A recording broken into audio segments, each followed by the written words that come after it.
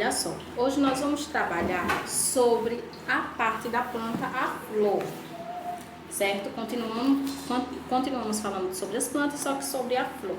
Para vocês entenderem melhor, conseguir visualizar o que eu quero explicar para vocês, vocês vão estar olhando o vídeo, a videoaula, que eu vou estar lançando logo após esse vídeo acabar. Vocês vão visualizar o vídeo e responder as páginas 243, 244, mas só as partes que tem questões e conclusões, certo? Porque aí tem um procedimento, uma atividade prática, certo? Se quiserem fazer, é legal, mas se não quiserem, só responder as partes questões e conclusões, tá? Escrevam no caderno e depois vocês respondem, tá? Aí tem aí questões e conclusões da página 243, a primeira, segunda, terceira e a quarta. Temos as questões e conclusões da página 244, aí tem duas, tem a primeira que é até a quarta e tem a terceira parte, que é parte da flor. Então vamos lá. Vocês respondem, colocam na plataforma atividade respondida, tá? Então preste atenção no vídeo e vamos para a aula. Olá, turma! Na aula de hoje a gente vai falar um pouquinho sobre flores, frutos e sementes. Assim como a gente falou das outras partes das plantas, as flores, elas também são órgãos. Elas são órgãos de reprodução. Não estão presentes em todas as plantas, elas estão presentes apenas em um grupo, que é o das angiospermas. Vamos lá. Assim como a gente fez com o caule, com as folhas e com os outros órgãos, a gente vai falar um pouquinho de todas as partes que geralmente formam uma flor. Primeiro, a gente vai falar do pedúnculo. O pedúnculo é o cabinho que sustenta a flor. Logo quando o pedúnculo termina e a flor começa, tem uma parte mais larga. Essa parte aí que liga o pedúnculo à flor, a gente chama de receptáculo. É a parte mais larguinha do pedúnculo, que fica logo abaixo da flor. A parte colorida que vemos das flores são as pétalas. Embaixo das pétalas tem estruturas que parecem pétalas, mas elas são verdes. Então, chamamos de sépalas. Um conjunto de sépalas a gente chama de cálice e um conjunto de pétalas a gente chama de corola. As flores têm partes femininas e partes masculinas. Como eu falei, ela é um órgão de reprodução. A parte feminina a gente chama de gineceu. O gineceu é o pistilo, que é formado por três estruturas: o estigma, o estilete e o ovário. O estigma é a parte da ponta, que fica para fora da flor. É por essa parte por onde o pólen vai entrar. O estilete é o cabinho, que fica logo embaixo do estigma. E o ovário, que é a parte final, que fica dentro da flor. Ela é uma parte mais larguinha.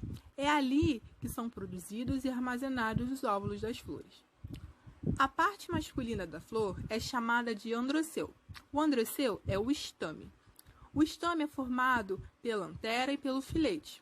O filete é o cabinho e a antera é uma estrutura que fica na ponta do filete. Ali tem os sacos polínicos que irão produzir os grãos de pólen. Agora que a gente já aprendeu um pouquinho sobre as partes masculinas e femininas das flores, a gente vai falar como ocorre a polinização e a fecundação, para que novas plantas possam surgir. Vamos lá! A polinização é o transporte do grão de pólen da antera até o estigma. Relembrando que a antera faz parte da porção masculina da flor e o estigma da feminina. Então, o grão de pólen teria que sair da antera e chegar até o estigma. Para fazer esse caminho, ele precisa de alguma ajuda. Esse grão de pólen pode ser levado pelo vento, por insetos ou por pássaros. Quando ele é levado pelo vento, a gente chama essa polinização de anemófila. Quando o grão de pólen é levado por insetos, a gente chama de polinização entomófila. Quando a polinização é feita por pássaros, a gente chama de polinização ornitófila. Mas a gente não vai focar muito nesses nomes, não.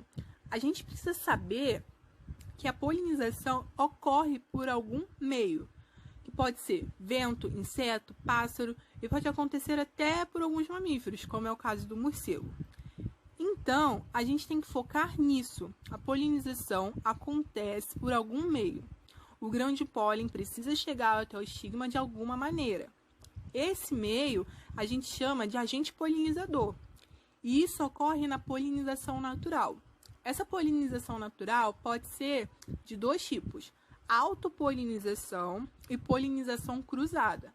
A autopolinização é quando o grão de pólen de uma flor entra no seu próprio estigma. E a polinização cruzada é quando o grão de pólen de uma flor entra no estigma de uma outra flor. Agora a gente vai falar um pouquinho sobre a fecundação. Quando o grão de pólen consegue chegar até o estigma, ele se instala e começa a desenvolver uma estrutura chamada de tubo polínico. Esse tubo vai crescendo, crescendo e entra no estilete. Ele vai crescer mais até chegar ao ovário. O tubo possui dois núcleos reprodutores. Um deles vai se juntar à oosfera, lembrando que a oosfera é a célula feminina que está dentro do ovário. Com a junção de uma célula espermática e de uma oosfera, é formado o zigoto, que vai se dividir e formar um embrião. Depois que ocorre a fecundação, o que acontece com a flor? Ela começa a murchar. Ela perde todas aquelas partes que eu falei anteriormente. Perde sépala, perde as pétalas, perde os estames. A única coisa que fica é o ovário. É a única coisa que vai permanecer após a fecundação. Então, relembrando aqui, quando uma flor é fecundada, ela perde a maior parte de suas estruturas e a única coisa que fica é o ovário. Depois da fecundação, o óvulo começa a se desenvolver e forma a semente, o ovário também se desenvolve e forma o fruto. Então, a gente viu aqui, o óvulo forma a semente e o ovário forma o fruto. Vamos falar agora do fruto. A gente já viu como ele é formado, mas a gente tem que falar como ele pode ser classificado. Um fruto é dividido em duas partes, pericarpo e semente.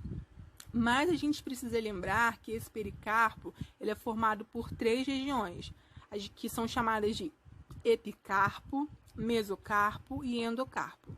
A gente vai conseguir identificar bem fácil. O epicarpo é a casca, o mesocarpo é a parte que comemos e o endocarpo é a região que fica em volta da semente.